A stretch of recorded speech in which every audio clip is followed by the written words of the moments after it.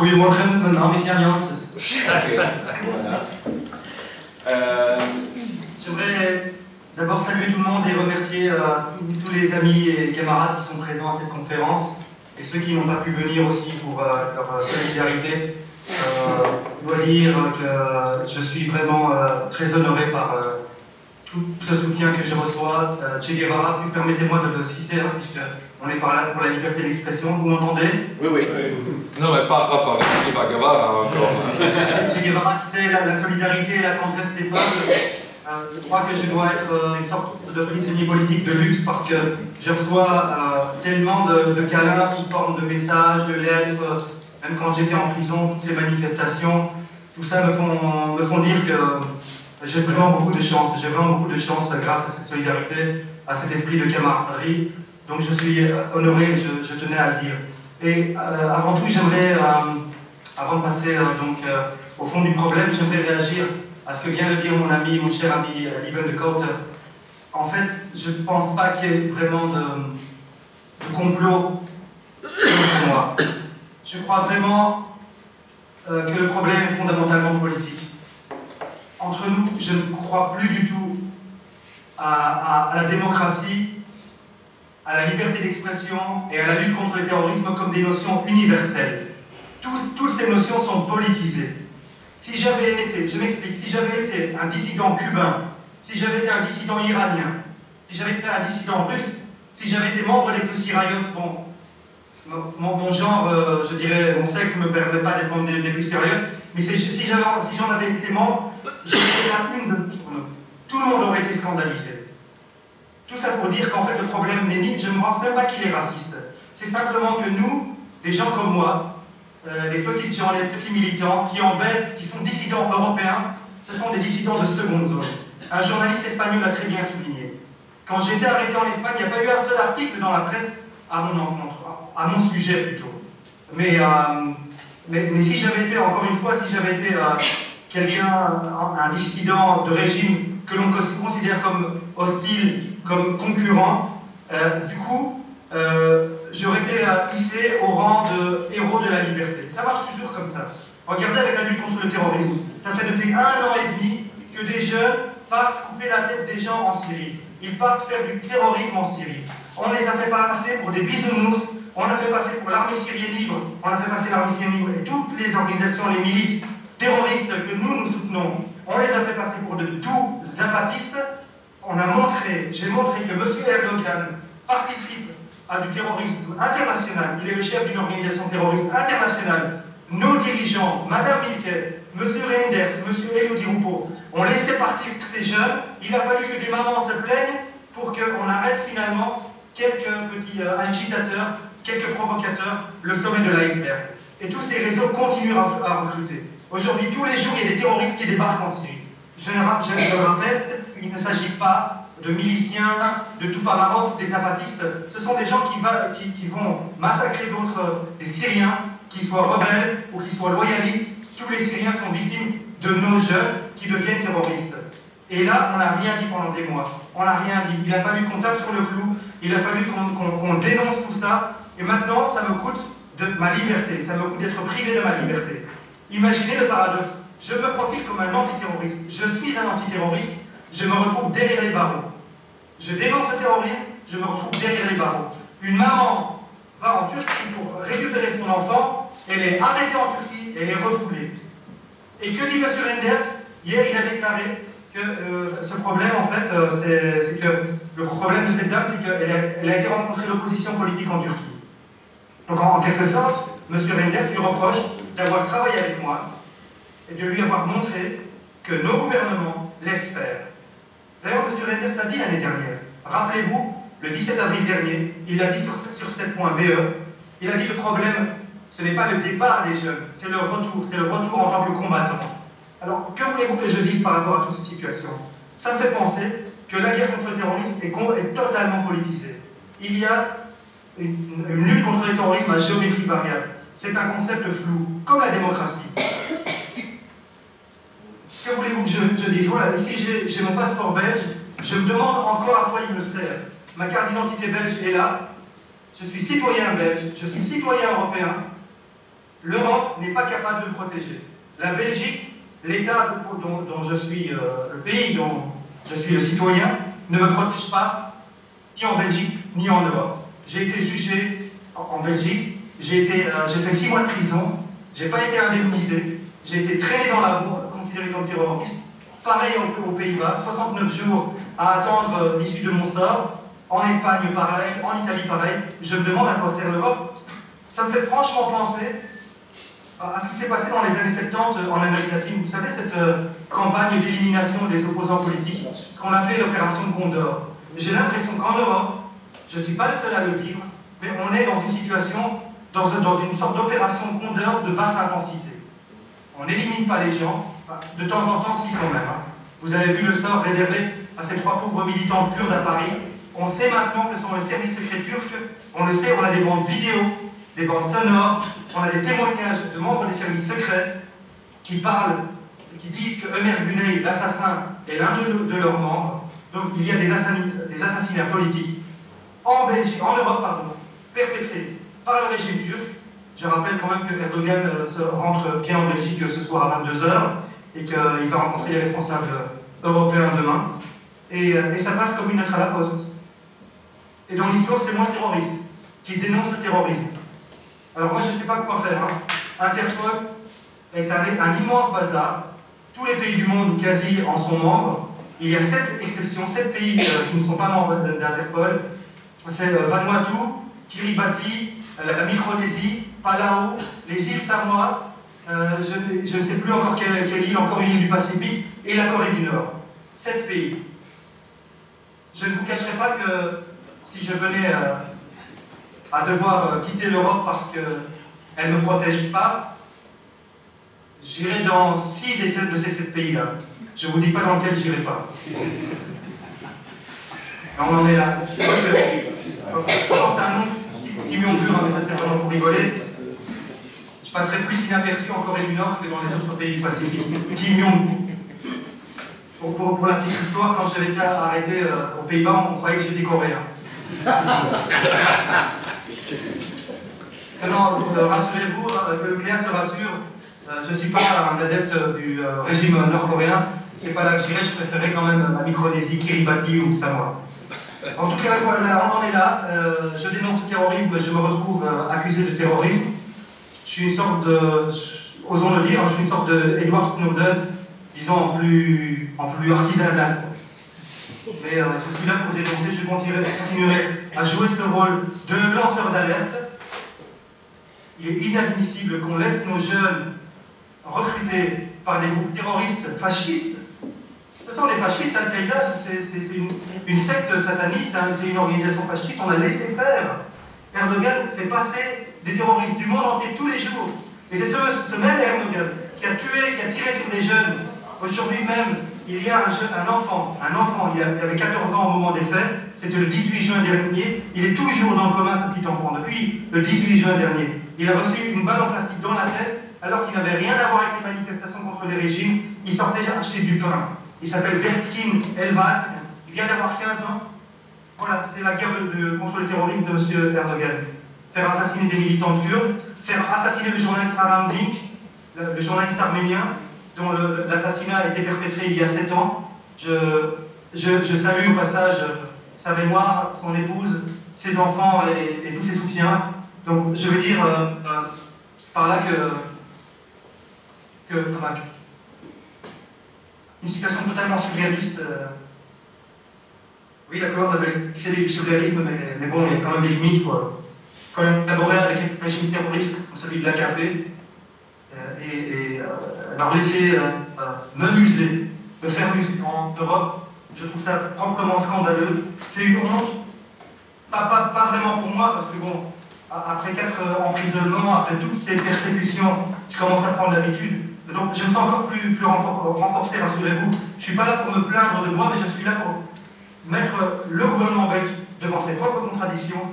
Je suis là pour montrer que toute cette histoire de droits fondamentaux, de liberté démocratique, d'antifascisme, de talent, c'est du blabla, c'est du pipeau. La réalité est là. Quand on est dissident européen, on peut faire ce qu'on veut de vous. on vous détruit et ça passe comme une à la porte. Merci, Bara. Est-ce que tu pourrais nous décrire un peu le processus dans lequel tu es et savoir quelles sont les prochaines étapes de ta situation en Italie? Est-ce que tu as déjà des dates ou ça fait, comme vous le savez, ça fait 2 mois que je suis ici, donc après 13 jours de prison, le juge a finalement décidé à ordonner donc, que l'on me mette en assignation en résidence. C'est ce qu'on appelle en italien l'obbligo di dimora.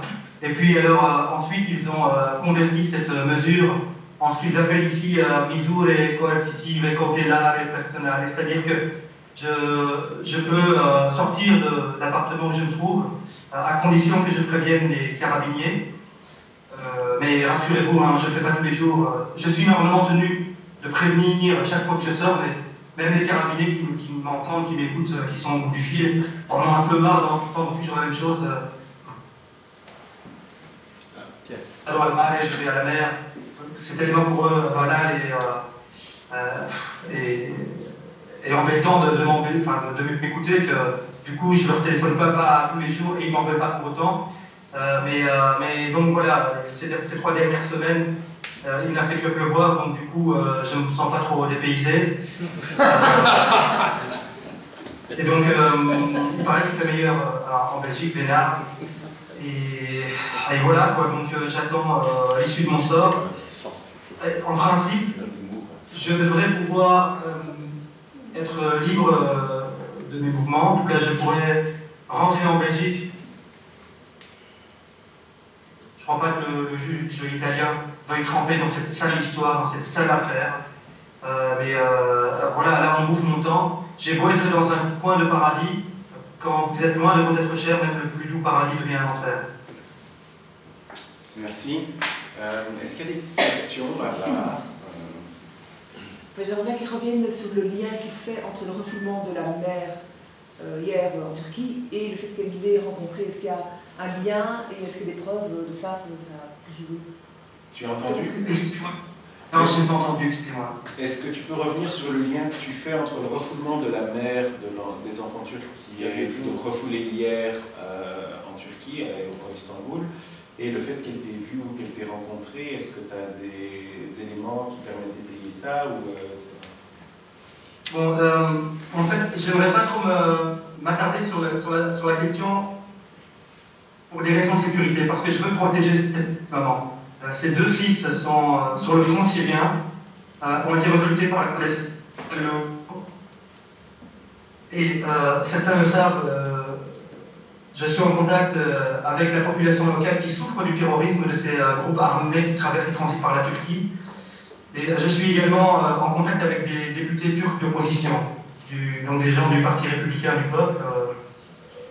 Donc c'était la principale formation d'opposition au gouvernement de l'AKP. Et donc depuis à peu près depuis mars-avril, j'essaye d'aider les parents dont les jeunes sont partis pour retrouver leurs traces et pour négocier éventuellement le rapatriement de ces jeunes avec l'aide des autorités turques. Mais bon, ce que j'ai vu à travers ce travail, c'est que bon, les autorités turques laissent faire et ne veulent pas entendre parler de rapatriement de ces jeunes. Et voilà, donc en avril dernier, je lui avais proposé de rencontrer des députés d'opposition pour qu'il y ait une interpellation parlementaire à Ankara, de manière à faire une pression suffisante, exercer une pression suffisante sur M. Erdogan pour qu'il change de sa politique étrangère par rapport à la Syrie et pour que, par exemple, il envoie ses agents dans le nord syrien pour éventuellement négocier, si je puis dire, la libération de certains jeunes belges notamment. Et les autorités, en tout cas les parlementaires turcs de l'opposition, ont déjà obtenu la libération de 2 journalistes, notamment Bünyamin Aygün qui a été libéré il y a 2 semaines. Donc, comme il y avait des précédents et qu'on a déjà sauvé la vie de gens par ce biais-là, je me suis dit que je pouvais peut-être rendre service à ces faits. En même temps, du fait que je suis sans cesse criminalisé par le gouvernement accablé par Erdogan, je ne voulais pas trop me profiler dans ce dossier. Et en même temps, si ces enfants expriment la moindre volonté de retourner en Belgique, ils risquent d'être décapités. Et vraiment, c'est le risque qui pèse sur eux. Il y a la sœur d'un jeune qui m'a contacté jeudi, qui me supplie de l'aider, mais il est très difficile de le faire parce que cet enfant, c'est vraiment des jeunes gars de la rue, c'est des jeunes gars avec qui que vous avez croisés dans le bus, chez votre boulanger, chez votre boucher ou autre. C'est vraiment des gars à nous, quoi, les jeunes rebeux, les jeunes musulmans. Certains sont convertis, qui partent là-bas avec un certain idéalisme, une certaine immaturité, si je puis dire aussi. Et donc voilà, j'ai contacté des députés d'opposition, et Reinders m'en veut. Reinders m'en veut d'avoir fait ça, Milke aussi. Milke a essayé de dissuader les familles de me fréquenter. D'ailleurs, elle a dit dans une émission radiophonique, animée par M. Kakelberg, une fois, elle m'a traité de pro-Bachar et tout cela, alors que moi, franchement, comme le disent les Italiens, non, il fallait gagner, rien à foutre, je veux dire Bachar ou autre. Ce que je veux, c'est qu'il y ait la paix en Syrie et que puisse sauver ce peuple syrien de cette guerre atroce où il y a des méchants partout, comme dirait Carla Del Ponte. Et donc voilà, le lien, c'est que bon, c'est délicat de le dire, mais voilà, j'ai proposé à cette maman que je connais bien de se rendre là-bas et d'essayer de faire pression. En fait, mon but, c'était à un moment d'organiser une manifestation avec des mamans belges, suisses, françaises, britanniques et autres à Ankara pour que le gouvernement turc fléchisse sa politique syrienne. D'ailleurs, le président de la République, Abdullah Gül, a décidé de changer de fusil d'épaule. Et donc, il y a une possibilité, il y a un espoir de pouvoir faire changer le gouvernement turc sur cette question-là, parce qu'Al-Qaïda devient tellement fort qu'il menace même la population turque et le gouvernement turc aujourd'hui. C'est toujours comme ça, hein, vous manipulez, vous jouez vous construisez, vous fabriquez un Frankenstein, un monstre, et puis à un moment donné, il échappe du laboratoire. Et c'est ce qui risque d'arriver maintenant avec Al-Qaïda, dont les combattants refluent vers le territoire turc avec l'avancée des autres groupes djihadistes, soit de l'armée syrienne libre, soit du Front islamique de Zahran al-Louch.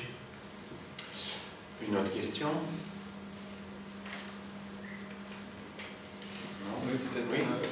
Vous lui avez demandé tout à l'heure, vous n'avez pas tout à fait répondu. Est-ce qu'il y a une date d'éventuelle libération, donc de décision, en tout cas, sur... est-ce qu'il y a une prochaine échéance, donc une date précise de décision de la justice italienne? Tu as entendu? Est-ce qu'il y a une date plus ou moins, si j'ai compris. Est-ce qu'il y a une date précise? C'est par rapport aux échéances, c'est ça? Oui. Est-ce qu'il y a une date précise pour la justice italienne dans le cadre de ton affaire? En fait, non. Le procureur général dispose d'un délai de 3 mois pour envoyer sa notification à la cour d'appel de Brescia, à M. Enzo Platé. Et c'est seulement à cette condition que le juge peut fixer une date.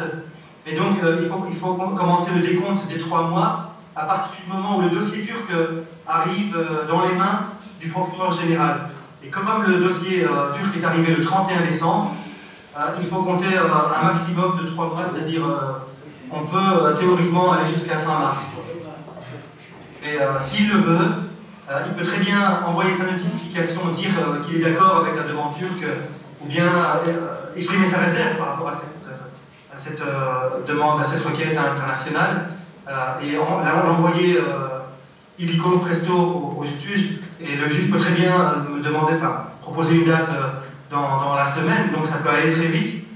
Mais voilà, je vois que la Turquie, c'est souvent comme ça, les équipes de foot fonctionnent aussi comme ça. Ils jouent souvent les arrêts de jeu, quand ils marquent, c'est souvent en dernière minute ou dans les arrêts de jeu. Et donc la Turquie avait jusqu'au 31 décembre pour envoyer son dossier. Et donc les autorités judiciaires d'Ankara ont vraiment réagi au dernier jour, si je puis dire. J'espère juste que les Italiens seront un peu plus lents. Mais j'ai pas trop d'espoir parce que quand je vois comment fonctionnent les prisons italiennes, il m'a fallu attendre 10 jours pour pouvoir passer mon premier coup de fil, pouvoir avoir ma première serviette de bain, pour pouvoir prendre une douche. Tout est tellement tellement lent que voilà, j'ai l'impression que je ne suis pas encore tout à fait sorti de l'auberge. Une autre question? Oui, bon. Bah, puisque tu es en Italie, tu pourrais quand même peut-être expliciter les soutiens et la solidarité qui s'expriment en Italie à ton égard. Expliquer la solidarité, alors oui. Oui. Bon, alors pour ceux qui connaissent un petit peu la région, et là, je ferai référence au travail, à l'excellent travail d'un journaliste de la RTB, Hugues Lebège, qui a fait une émission dans la région. Certains d'entre vous s'en souviendront, hein, ça s'appelait Toscane la Rouge. Il avait suivi des militants. J'explique ça très brièvement et vous comprendrez ce que je voudrais dire. En fait, il a été dans les villages communistes de Toscane et il a suivi quelques militants lors des désillusions au moment de l'arrivée de Berlusconi. Il a suivi en fait ces militants de 1982 à 2004. Il a fait donc une émission à ce sujet. Donc, de là, ce que je veux dire, c'est que je suis dans une zone qui peut être l'une des plus rouges d'Europe, si pas du monde, hein, puisque c'est une capitale de l'antifascisme planétaire, hein, si je puis dire, puisque ici, c'est ici que passe la ligne gothique, c'est cette forteresse restée par les troupes fascistes et nazies pour arrêter l'avancée des forces alliées. C'est aussi un haut lieu de la résistance des partisans communistes italiens, la brigade Garibaldi était très active dans les montagnes qui sont ici juste derrière. Donc il y a eu plusieurs massacres hein, du genre Oradour-sur-Glane, enfin l'équivalent d'Oradour-sur-Glane, le massacre de Sant'Anna di Stazzema. Il y a eu un film de Spike Lee à ce sujet. Et donc, bon, je suis dans un haut lieu de l'antifascisme et du coup, je reçois beaucoup de sympathie de gens qui ont un peu le cœur à gauche, si je puis dire. D'ailleurs, l'Association nationale des partisans italiens, qui est une institution ici en Italie, qui regroupe les anciens combattants antifascistes, m'a donné ce que j'appelle ma carte d'identité.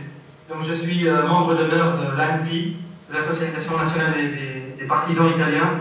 Je crois que c'est le plus bel acte de solidarité que j'ai reçu, même si il ne peut pas y avoir, je ne peux pas faire de concurrence entre tous ces actes de fraternité, d'amour que j'ai pu recevoir. Je suis moi-même accueilli par un couple d'amis.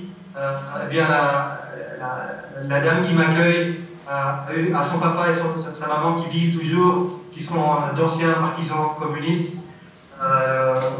Son compagnon est un ami de longue date. Je viens en Italie, je fréquente les militants italiens depuis le G8, depuis cette manifestation où le camarade Carlo Giuliani a été assassiné par la police, donc depuis juillet 2001.